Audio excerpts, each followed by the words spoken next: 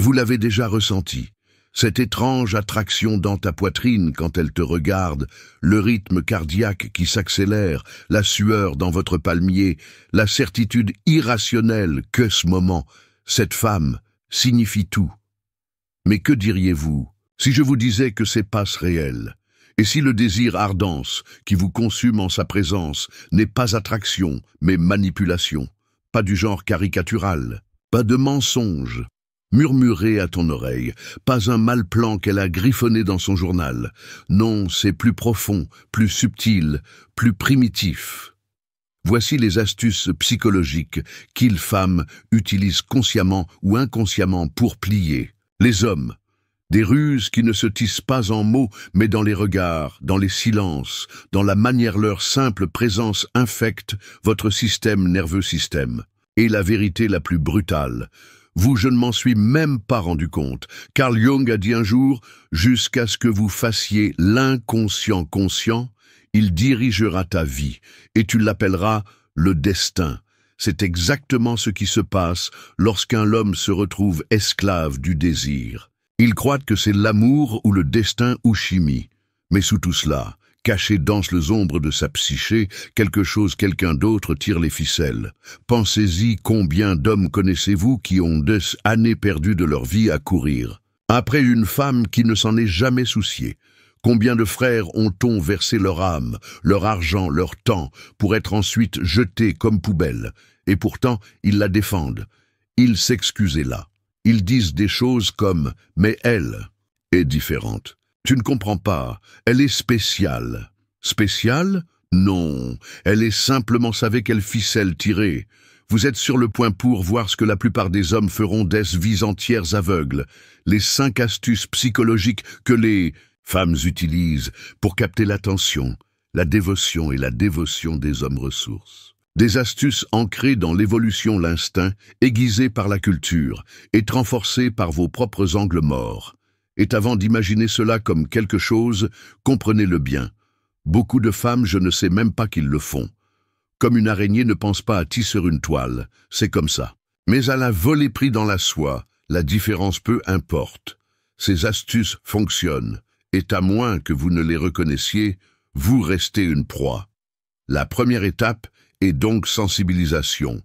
Pour enfin faire disparaître ces jeux sortir, de l'ombre pour voir clairement, pour nommer les manœuvres qui vous lient, parce qu'une fois que vous les voyez, le pouvoir s'effondre, l'illusion s'estompe. Mais laissez, je vous préviens, la plupart des hommes ne veulent pas sa connaissance, ils préfèrent rester aveugles, parce que la cécité est plus facile. Préserve le fantasme. Cela leur permet de garder poursuivre le rêve du salut dans un bras de femme. Tu es différent. C'est pourquoi vous êtes ici. Et si vous avez le courage de continuer, tu ne verras jamais le femme de la même manière. C'est le 5 astuces psychologiques utilisées par les femmes. Les hommes ne voient jamais. Elle n'en a même pas besoin. Parler. Parfois, tout ce qu'il faut, c'est la manière elle détourne le regard. Son sourire persiste, puis disparaît comme de la fumée. Faites une pause avant de répondre à votre question. Ce silence, chargé, lourd, suffocant, ce n'est pas accidentel. C'est le premier tour, mystère. Et le mystère n'est pas passif, le mystère est pouvoir. Carl Jung enseignait que la psyché projette désirs inconscients sur les personnes que nous rencontrons.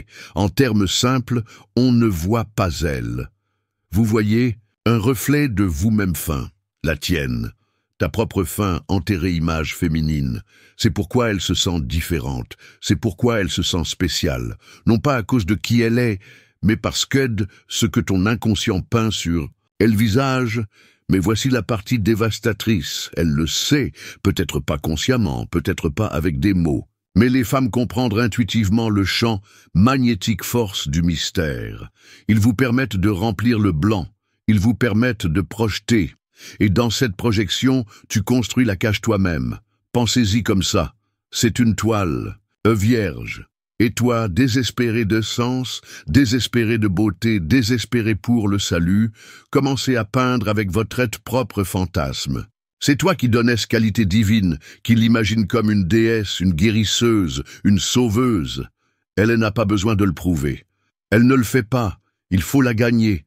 Tu lui remets la couronne avant même qu'elle ne parle. Et les hommes, nous tombons à chaque fois. Pourquoi ? Parce que nos cerveaux sont câblés pour rechercher des modèles, pour compléter des histoires, pour chasser le mystère. Évolutionnairement, le mystère s'est accru désir. La femme qui retenait, qui gardait les hommes devinants, commandait plus d'attention que celui qui a tout donné. L'incertitude engendre l'obsession. Les questions sans réponse créent des produits chimiques dépendance dans le cerveau. Neurologiquement, c'est la dopamine. Psychologiquement, c'est projection. Spirituellement, c'est de la cécité. Tu te dis « je ne peux pas arrêter, je pense à elle ». Mais tu n'es pas « je pense à elle ». Tu penses à propos du rêve que vous avez construit au-dessus de elle. C'est pourquoi la mystérieuse fille eutrope fonctionne dans toutes les cultures, dans tous les films, chaque mythe. D'Hélène de Troie à la femme fatale des films noirs, les hommes sont attirés non pas par la femme elle-même, mais par le vide qu'elle crée en eux. Un vide-œil tente désespérément de remplir avec leur propre désir. Comprends-tu maintenant? Le mystère n'est pas inoffensif. C'est le plus ancienne astuce. Et lorsqu'il est associé à votre propre projections inconscientes, cela devient mortel. Jung disait « L'homme qui ne peut pas faire la distinction entre la femme devant lui et en lui est condamné à l'esclavage. Il s'agenouille devant une mirage. Alors, quel est le contre ?» Brutale clarté. La voir telle qu'elle est et non telle qu'elle est, votre inconscient souhaite qu'elle le soit. Cela demande de la discipline. Cela demande de la conscience, et la plupart des hommes n'y parviendront jamais. Il continuera à adorer le masque, mais passe-toi. Tu viens de voir à travers le premier truc, et plus on va en profondeur, plus c'est sombre ça devient. Parce que si le mystère a servi ton esprit, le deuxième piège votre biologie même. Il y a une raison de royaumes sont tombés à cause d'une femme visage. Pourquoi les hommes ont écrit des poèmes, ont déclenché des guerres et ont mis fin à leur propre vie, tout cela pour un aperçu de la beauté qui glissait à travers leurs doigts comme de la fumée. Ceci n'est pas une exagération. C'est de l'histoire, c'est de la psychologie, c'est la deuxième astuce, l'armement de la beauté. La beauté n'est pas neutre, elle n'est pas inoffensive, c'est la forme la plus ancienne de pouvoir. Arthur Schopenhauer a dit un jour « Ce qui est beau, c'est la promesse de bonheur ». Il avait raison et terriblement faux, parce que la beauté ne promet pas le bonheur. La beauté promet de l'espoir, et l'espoir asservit. Pensez à propos de ce qui se passe à l'intérieur de vous, lorsque une belle femme entre dans la pièce. Votre poitrine se serre, votre gorge s'assèche, votre corps réagit avant votre esprit, même formuler une pensée. Ce n'est pas romance, c'est de la biologie. L'évolution connectée de répondre ainsi. Vos ancêtres, celui qui ignorait la beauté, ne se reproduisait pas. Vos ancêtres qui l'ont chassé, qui l'adoraient, lui transmettaient leur gène saine avant.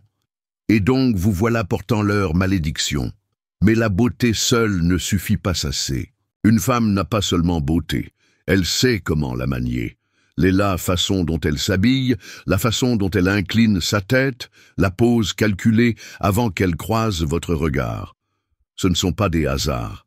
Ce sont des signaux, des déclencheurs, soigneusement conçus pour activer des instincts que vous ne pouvez pas contrôler. Et voici le piège. La beauté n'est même pas pour toi. Pas vraiment. C'est à pas. C'est le leurre jeté dans l'eau de votre psyché en attendant de voir comment tu es désespéré. Le compliment que tu donnes lui, elle le garde. Le regard que tu volères, remarque-t-elle. Ton silence quand elle passe, elle l'enregistre comme monnaie. Et puis, une fois qu'elle sait qu'elle est à votre attention, elle déploie le deuxième moitié de ce tour, la retenue. Parce que l'attention, comme la beauté, est une drogue. Elle vous offre un petit sourire ici, une touche là, un rire à ton blague. De quoi vous tenir en haleine, assez pour vous tenir en haleine. Puis Hélèse retire, soudain le sourire disparaît, le silence revient, tes veines te font mal, avec son absence. Vous voyez, elle n'a pas besoin de faire quoi que ce soit d'extrême. Et Leil suffit de vous laisser goûter le high des zones attention, puis vous en priver. Et comme un toxicomane, tu rampes en arrière, en redemandant. Sigmund Freud a dit « Les émotions inexprimées ne meurent jamais. Elles les sont enterrées vivants et ressusciteront plus tard de manière plus laide. » C'est le secret de cette astuce. Elle réveille votre pulsion les plus profondes, désir, envie, faim, mais ne les satisfait jamais pleinement, et donc vous êtes laissé esclave, enchaîné non par elle, mais par votre propre biologie, votre propre dépendance au rythme de la récompense et des nids. Et le plus cruel, c'est qu'elles peu ne le font même pas consciemment. Certains les femmes le font, oui, mais pour la plupart, c'est l'instinct. C'est la nature. C'est les codes milliers d'années de sélection inscrits dans leurs os. Mais si conscient ou inconscient, l'effet est la même chose. Votre concentration se rétrécit, votre mission s'affaiblit, votre esprit brûle dès son image. C'est pourquoi les hommes abandonnent leur chemin. C'est pourquoi les hommes abandonnent leur royaume, leur portefeuille, leur trésame. Non pas parce qu'elle l'exigeait, mais parce qu'elle savait comment transformer ce qui l'évolution lui a donné la beauté et la monnaie de l'attention. Vous l'avez vu, vous l'avez vécu, mais ce n'est que le deuxième astuce. La troisième, elle coupe plus profondément. Cela ne touche pas seulement votre esprit ou votre biologie. Elle s'infiltre dans vos sens de valeur. Si la beauté et le mystère sont les appâts, cette troisième astuce est la lame. Il n'est pas doux. Il n'est pas séduisant. Il est vif, délibéré et impitoyable. C'est l'épreuve. Tout le monde l'a ressenti. Cela coup de gueule subtil déguisé en plaisanterie, un rire dédaigneux lorsque vous révélez un rêve. La froideur soudaine quand tu montres Strop d'empressement. Elle te regarde, vous sondant, cherchant des fissures. Et si elle en trouve un, elle remue le couteau dans la plaie. Carl Jung a écrit que l'ombre de l'âle féminin peut être à la fois nourrissant et destructeur. Voici le côté destructeur règne, parce que cette astuce se nourrit de votre peur la plus profonde. La peur de ne pas être assez. Quand elle vous teste, elle joue juste à des jeux. Elle mesure votre valeur. Et la cruelle réalité est ceci. Elle ne mesure pas qui vous êtes, mais comment vous réagissez. Imaginez, vous êtes sur une rendez-vous. Elle mentionne nonchalamment un autre homme qui n'arrête pas de lui envoyer des messages. Elle regarde ton visage. Est-ce que tu sursautes? Est-ce que tu sterres? Est-ce que tu gonfles la poitrine et t'essayes de rivaliser? À cet instant, vous avez révélé. Votre insécurité est mise à nu, ou peut-être se moque-t-elle de vous légèrement, enjouée. Elle taquine ton travail, tes vêtements, ton ambition. Elle étudie votre réaction. Vous défendez-vous désespérément. Boudez-vous ou riez-vous inébranlable, intouchable. Ce ne sont pas accidents. Ce sont des tests, subtiles sondes psychologiques conçus pour découvrir ta force ou ta faiblesse. Machiavelli aurait compris cela parfaitement. Il a écrit que tous les dirigeants doivent en tester leurs sujets et les femmes dans leur gouverner à sa manière le royaume du désir. Les tests sont leur politique. Les tests sont leur diplomatie. Les tests sont leur façon de séparer l'effort des faibles sans jamais avoir besoin de demander. Et voici la vérité brutale. La plupart des hommes échouent. Ils s'effondraient au moindre retrait de approbation. Ils se contorsionnent en forme qu'ils pensent qu'elle aimera. Ils chassaient la validation comme un chien assoiffé poursuivant une goutte d'eau. Et elle la voitait, elle le méprise. Pourquoi? Parce que profondément les femmes ne veulent pas d'hommes qui s'agenouillent. Ils veulent des hommes qui se tiennent debout. Ils veulent ressentir la gravité d'un homme qui ne peut pas être courbé par un vent passager de désapprobation. Mais voici le paradoxe. Elle ne arrêtez de passer des tests. Même si vous en réussissez un test, un autre arrive, puis un autre. Parce que le féminin, par sa nature même, cherche le limite du masculin. Et au moment où tu te brises, au moment où tu abandonnes votre cadre, le sort est brisé. Freud parlait du surmoi comme une voie d'autorité intériorisée, nous punir par la honte lorsque nous tombons court. Dans les relations, la femme devient ce super-égo, faisant honter l'approbation comme un dieu sur un trône, et des hommes désespérés d'amour, d'acceptation, pour la paix. Remettez-lui votre pouvoir-jugement. Vous voyez maintenant, cette astuce est-il ne s'agit pas seulement d'elle, il s'agit de vous faiblesse.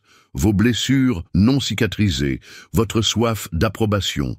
Elle ne crée pas cette fissure, mais elle la trouvera. Et une fois qu'elle le fait, elle appuiera jusqu'à ce que vous brisez. Alors quel est le compteur? C'est simple mais brutal. Tu ne dois plus vivre pour elle approbation, tu ne dois plus la craindre honte.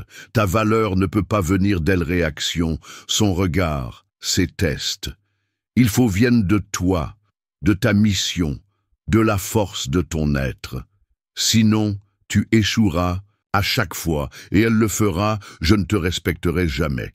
C'est la 3e fois astuce. Et si vous pensiez tester la valeur était impitoyable, attendez de voir le 4e. Parce que le suivant, ne testez simplement votre force. Elle détourne votre identité même. Ça commence toujours pareil. Chemin. Conversation nocturne. Un silence chambre. Sa voix plus douce que d'habitude. Elle vous dit des choses qu'elle n'a jamais dites à personne avant. Les cicatrices de son enfance, les trahisons, les chagrins. Tu écoutes et vous vous sentez choisi, digne de confiance, spécial. Tu crois qu'elle s'est ouverte à moi, signifie que je compte. Mais voici le 4e astuce, l'illusion de l'émotion intimité. On ressent une connexion, on a l'impression d'être proche, mais c'est souvent le cas rien de plus qu'une performance, conscient ou inconscient, qui vous lit Carl Jung a averti que l'intimité réveille souvent des projections, pas la vérité. Quand quelqu'un révèle son âme, vous ne le faites pas. Écoutez simplement leur histoire. Vous verrez la vôtre reflet dedans. On se dit, elle est juste comme moi. Elle me comprend. Nous sommes liés. Mais que se passe-t-il si ce lien est une illusion?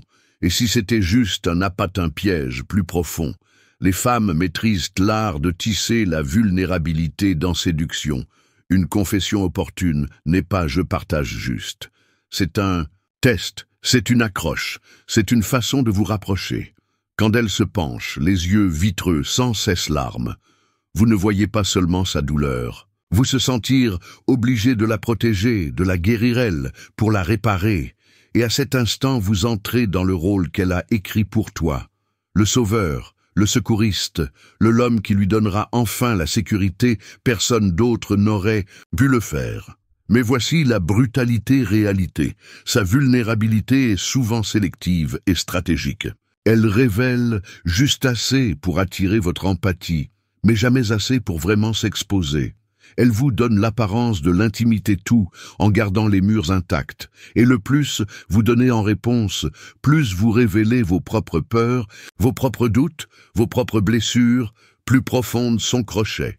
Parce que maintenant, tu n'es plus seulement désirant sa beauté, tu es empêtré dans son récit. Vous êtes émotionnellement investi dans sa guérison. Vous avez lié votre valeur, dépend de ce qu'elle voit ou non toi comme l'homme qui peut la sauver. Freud appelait ce transfert la tendance projetée des sentiments non résolus sur une autre personne. Tu penses aimerais-elle, mais en réalité, tu rejoues votre propre histoire inachevée, en espérant qu'elle vous donne la conclusion que vous n'avez jamais eue. Et elle en profite. Elle tient le rôle de celui qui doit être sauvé, tandis que vous épuisez-vous en essayant de prouver votre dévotion. Pensez à combien d'hommes ont tombé dans ce piège. Ils rencontrent une femme brisée, endommagée, différente. Ils donnaient tout, temps, argent, âme, croyant que l'amour la guérira. Des années plus tard, ils sont drainés, creux, abandonnés. L'intimité à laquelle ils croyaient n'était que de la fumée. Cela ne signifie pas toute vulnérabilité et manipulation. Certains les femmes sont authentiques. Mais le secret, c'est ceci. Les hommes ne peuvent pas faire la différence quand on est aveuglé par le désir. Et dans ce cécité, ils deviennent la proie de la illusion. Voyez-vous à quel point c'est mortel? Ce n'est plus seulement de la luxure. C'est identité. C'est la croyance que vous êtes l'élu qui peut réparer, guérir, être racheté. Et quand elle part, ce n'est pas juste un chagrin d'amour, c'est existentiel effondrement. La 4e astuce ne concerne pas sexe. Il s'agit d'un piège de l'âme, et le laisse homme qui y tombe s'en sortent rarement intact. Mais le 5e tour, Le dernier l'un est le plus dévastateur de tous parce qu'il ne se contente pas de manipuler votre esprit, votre biologie ou vos émotions. Détourne votre avenir. Le dernier piège, espace de la luxure. Ce n'est pas de la beauté, ce n'est pas même l'intimité, c'est le salut, le murmure qui dit « Si tu m'as, tu seras enfin achevé », le mensonge dès l'éternité, la promesse de l'éternité. Ceci est le tour le plus dangereux car il exploite votre faim la plus profonde, pas pour le sexe, non pas pour le statut, mais pour le sens. Car la plus grande blessure d'un homme n'est pas dans son corps, mais dans son âme. Et les femmes, consciemment ou non, jouent là-dessus blessure. Carl Jung a dit « La rencontre de deux personnalités, c'est comme le contact de deux substances chimiques. S'il y a une réaction, les deux sont transformés. » Oui, l'amour transforme, mais l'illusion du salut corrompt. Il vous convainc que cette transformation ne peut venir qu'à travers elle. Quelle est la disparue un morceau de ton âme? Pense-y. Chaque culture, chaque religion, chaque histoire que nous racontons aux hommes fait écho à cette astuce. La princesse qui rachète le chevalier, le muse qui inspire le poète, la fidèle femme qui rend l'homme brisé entier. Depuis l'enfance, vous êtes conditionné à croire que le salut ne vient pas de l'intérieur mais de ses bras. Et donc, quand elle le murmure, quand elle promet, pour toujours, tu crois que son amour guérit ta solitude. Tu la crois, la dévotion fera taire vos doutes. Vous croire son corps, ses paroles, c'est la présence rendra la vie supportable. Mais ce que se passe-t-il quand elle part? Quand l'est la déesse que tu as placée sur un piédestal montreuse défaut? Quand l'éternité se transforme en poussière dans tes mains, tu t'effondres parce que tu as lié ta propre identité à elle promesse. C'est l'astuce qui ruine la vie des hommes. Voilà pourquoi ils détruisent devant les tribunaux de divorce. C'est pourquoi ils boivent à mort après chagrin d'amour. Voilà pourquoi les royaumes tombent en tête, les grands hommes s'effondrent, non pas à cause de le sexe, non pas à cause de la beauté, mais parce qu'ils croyaient au salut par un autre. Arthur Schopenhauer a écrit « Avec clarté brutale ». Nous devrions considérer l'intellect des femmes comme étant subordonné à celle des hommes. Il n'est pas destiné à de grandes œuvres, mais pour guider les besoins des hommes à la reproduction. Des mots durs, mais sous eux se cache le vérité. Les hommes se trompent, eux-mêmes en faisant femmes en rédemptrices, alors qu'en réalité les femmes sont humaines, faillibles, temporelles, fugaces. Et pourtant, les hommes continuent à croire parce que l'espoir est la drogue la plus cruelle de toutes. La promesse de « l'éternité vous maintient enchaîné longtemps après que le désir s'estompe ». Il convainc toi qui sans elle, la vie n'a pas désignification, et quand elle est partie, tu ressens comme si tu étais mort. Mais voici le révélation. Aucune femme ne peut vous sauver. Non femme était censée le faire. La promesse de les salut par son amour est l'istus ultime. Et l'antidote est brutal mais libérateur. Il faut sauver toi-même parce que l'homme qui a besoin le salut d'une femme sera toujours une esclave. Mais l'homme qui devient entier sur le sien, l'homme qui n'a besoin de... Rien ne peut pas être brisé, ne peut pas être manipulé, ne peut être asservi. C'est l'homme-femme test, c'est l'homme qu'elles rêvent d'eux. C'est l'homme qui transcende les 5 astuces, qui brise le cycle, qui devient intouchable. Et ceci, frère, est le 5e truc, celui qui ruine les rois, celui qui vous ruine si tu le laisses faire. Mais si tu peux voir à travers si tu peux le briser, tu marcheras sur un chemin différent, un chemin de maîtrise, le chemin de la liberté, vous les avez maintenant vus. Les 5 astuces psychologiques, mystère, beauté, épreuve, intimité, pour toujours. 5 armes, 5 illusions, 5 pièges que les hommes ont parcourus à travers l'histoire volontairement, aveuglément, désespérément, et la question brûle. Pourquoi? Pourquoi les hommes intelligents, capables et puissants, tombent encore et encore? Pourquoi les guerriers, les rois et les philosophes s'effondrent au pied d'une beauté envoûtée? Carl Jung a donné la réponse. Parce que ce que vous voyez en elle, ce n'est pas elle. C'est toi l'anima, le féminin intérieur, le projection de tous vos désirs non vécus, toutes tes blessures non cicatrisées, tous tes désirs refoulés. Vous ne tombez pas amoureux elle. Tu tombes amoureux de toi-même, reflété dans celle. C'est la vérité dévastatrice. La femme n'est pas une déesse, elle n'est pas une sauveur, elle est humaine, de chair et de sang imparfait. Mais votre esprit, votre ancien la biologie, votre programmation culturelle, votre lame blessée l'élève en quelque chose divine. Et en l'adorant, vous oublie-toi. C'est ainsi que les pièges sont surgis. La nature nous a avertis. Celui qui a une raison de vivre peut supporter presque tout comment. Mais quand ton pourquoi devient tel, quand votre mission, votre force, votre identité est ancrée dans une femme, vous n'ont aucun fondement. Vous vous effondrez à l'appremier retrait de son sourire, vous s'effondrez à la rupture de sa promesse. Ceci n'est pas un appel à la haine des femmes. C'est pas un appel à rejeter l'intimité, c'est un appel à se réveiller, à voir à travers l'illusion, pour réaliser que chaque épreuve, chaque astuce, chaque manipulation seulement fonctionne si vous dormez, si vous ne le faites pas connaître toi-même. La voie jungienne est brutale. Tu dois affronter ton ombre. Vous devez vous regarder dans le miroir et voir Léa à l'intérieur de toi, la projection que tu poursuis le visage de chaque femme. Et une fois que vous reconnaissez-le, une fois que vous l'intégrez, vous sont libres. Car alors la beauté ne vous a servi, le mystère n'aveugle plus toi, les tests ne te font plus trembler, faux l'intimité ne vous piège plus, et la promesse de l'éternité ne trompe plus toi. Tu la vois telle qu'elle est, tu vois telle que vous êtes, et dans ce clarté tu marches intouchable. La plupart des hommes mourront en poursuivant des illusions, mais peut-être pas toi. Arrête de chercher la femme qui te sauvera. Elle n'existe pas. Sauve-toi. Maîtrise-toi. Deviens l'homme qui s'agenouille devant rien, qui n'a peur de rien, qui n'a besoin de rien. Si cette vérité vous a secoué, comme la vidéo, partagez-le avec un frère et abonnez-vous. Soutenez la mission en utilisant le lien ci-dessous.